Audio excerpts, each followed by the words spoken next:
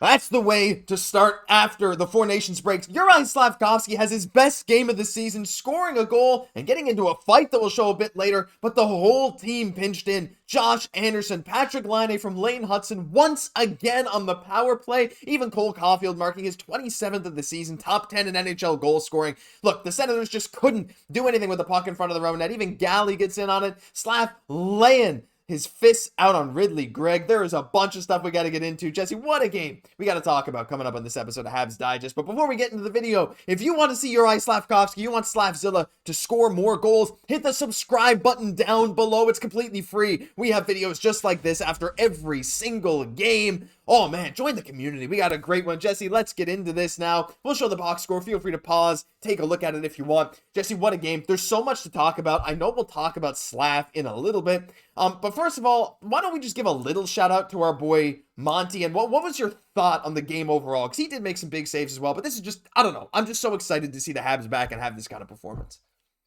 Yeah, big game for Monty, and it definitely helped that he was getting a complete effort. I would say one of the more complete efforts that we've seen from this Habs team this year, really, because, Ottawa, they did pull even at that one point, but our power play coming to the rescue, serving that function which we need, which I think is huge. There's that huge, we know when the power play is going, we're getting results. When Hudson's going, when Laine's going, Slaf obviously really helps. That was a big thing, too, tonight.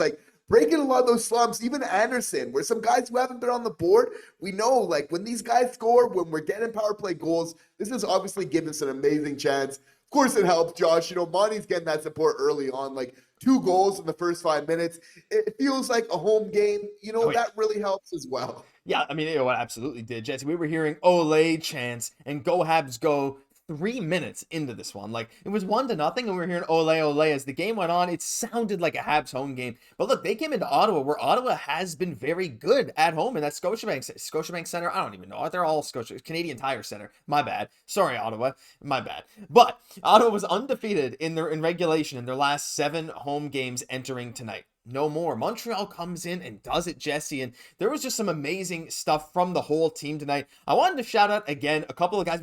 We'll get into Slav in that first line, because we're saving the good stuff for a little later. You want to stick around, but I wanted to point out Brendan Gallagher has been incredibly effective, and even a guy like Josh Anderson today, that third line, once again, Jesse, when they're rolling, that Dvorak, Gallagher, Anderson line, they can really get things to work. Anderson, 3 hits, scored a goal, snapped a big-time goalless drought. He was creating a lot of opportunities. One of the more slept-on lines on this team, especially with Heineman being back, that fourth line looking impactful again. That third line's really getting some stuff done.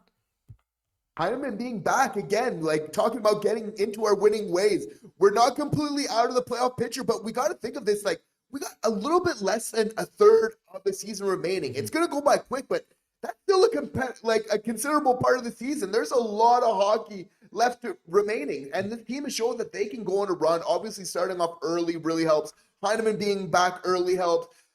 Brendan Gallagher looking like McDavid in the slot is definitely helping early on as well to help the cause. Getting involved in so many different ways here again, he's in direct, as a result, I think he got a rebound there as well on an assist on one of those other goals. So Anderson one. Gallagher's just doing a little bit of everything tonight early on and having one of those kind of low-key but very effective seasons that, we love to see from our guy. Hey, he's gonna put up some great numbers for a third-line guy, and his contract's not going to look as bad in a couple of years. One final thing I did want to talk about before we get into the monstrous Slafkovsky game.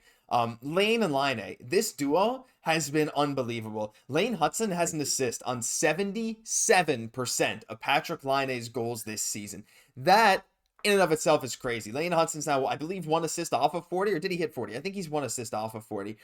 He looked great tonight. He just looked like he was making the right plays the whole game. He wasn't getting too fancy, and it was paying off. And again, we'll roll these highlights again. You'll see that goal there, but the power play looks incredibly dangerous when Laine and Laine Hutson are clicking. And I just can't help but wonder again, when we get a guy like Demidov, or maybe we go bring in another big offensive talent, just how dangerous this power play can be, because it already looks amazing when you have those two rolling, but the Laine train is coming into town, and I don't think he has any intention of leaving. And this is what works, right? Hutson to Laine, this is a formula. We've seen whenever they're connecting, it just translates to goals. And obviously, we were getting some video proof tonight, pretty tangibly, Hutson was just completely freezing the defense, being, the unselfish player that he is, though, just dishing it off to Laine. Like, such an amazing setup. Obviously, Suzuki is so good at that same type of play where, and if you give him too much space, he will shoot it. So he's that shot threat, but just so good at kind of looking away, creating space for his teammates there. So no wonder, like, you can see, like, that's going to be translatable. There's going to be a lot of goals that can happen. The more layers that we can kind of add to that in the future is great. But again, this is like why this game is so important. It's like we got certain things that we needed to kind of get back into our winning ways were happening. Like these players connecting early, getting the power play going are all very important signs to really finish this end of the season strong and potentially elsewhere if we really deserve it. Yeah, it's really unbelievable. Also, Arber Xhekaj breaking, what was it, a 30-game assistless streak? And hey, him getting an assist on that one time where Caufield scored. But there's so many guys working well tonight. But Jesse, there was one guy that stood out amongst the rest, and we know who that is. That's Slafzilla. Holy crap. Since from the moment the puck was dropped, he looked intense. He looked locked in. He looked like the best version of Slafkovsky you can get. This was his best game of the season. I don't know if I want to go as far as to say the best game of his career. He had that hat trick game. He's had a couple really good games his career. But this game tonight was the kind of game that reminds you why this guy was picked first overall and the absolute insane potential he still has. Because he was laying the body like crazy. He was on pace for 12 hits at one point. He finished with a goal, 5 shots, which is, that to me is the biggest thing here. 5 shots, right? 8 hits. 15 and a half minutes time on ice, and he dropped the gloves with Ridley Gregg as well. It was a bit of a scrappy game. Hey, this looked a lot better than his first NHL fight. I'll give you that. And the goal here as well. Look, Batherson had a bit of a rough game. Slaf capitalizing. But Jesse, this game from him tonight, the one word I used for you, and I know we were talking about this, was he looked decisive. He went out there and he looked like he knew exactly what he wanted to do every single second on the ice. Firing these passes that before seemed like they were a lot of the times blind, he was connecting with them. He was laying the body like crazy. He was winning puck battles. The other team looked scared to be around Slafkovsky, and they should be. This guy looked like a legitimately dangerous player tonight. Yeah, definitely. And, you have to feel like a lot of that decisiveness did come from the confidence that he was playing with tonight. Like, I was kind of joking with you during the game. Like, it looks like he just grew so much during this 2-week period of the Four Nations. Like, obviously he is growing, but sometimes you get those little periods where he just looked a little bit mature, like a lot more confident. Like, it seems like he definitely took some time during this break just to get that mental side because, like, he was ready to go right off the bat. Like, even from Caufield's goal where, like, he was involved in that. Basically, he's winning a puck battle. He's then going to the front of the net like a beauty to then kind of act as a semi-screen there. He's getting great quality chances before the game kind of rewards him, and then he's firing it off, obviously showing so much heart, in the fight that he's having there. So just amazing to see because, like, he has the skill set. It's just really about getting that confidence and continuing to grow into that frame.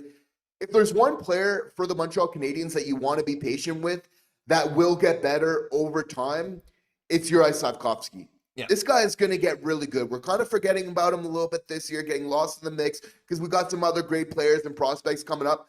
This guy's going to be good. He's going to come into his own, and he's really going to be a star as a result. So really showing it, he knows what he needs to do. Again, get involved physically, and the points and the goals really follow from there.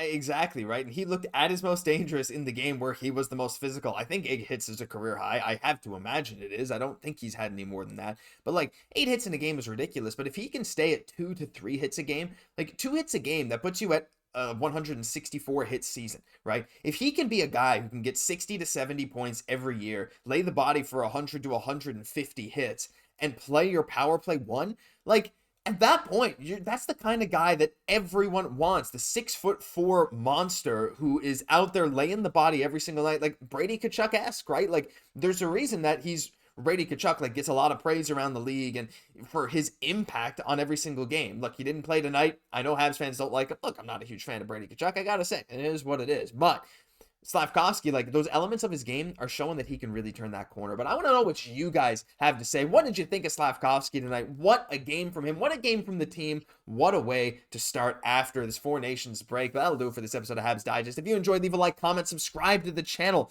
My gosh, we got some good things coming the rest of the way. And hey, maybe the playoffs aren't just as far as we might think. I'm Josh Gosse, my co-host, Jesse Poirier. We'll catch you in the next one.